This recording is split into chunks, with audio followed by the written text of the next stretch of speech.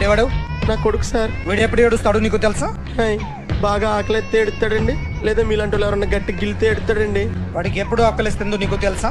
తెలీదండి. వాడిని ఎవడు గిల్లుతాడు నీకు తెలుసా? తెలీదండి. పోనీ వాడు ఎప్పుడు ఉచ్చపుస్తాడు నీకు తెలుసా? తెలీదండి.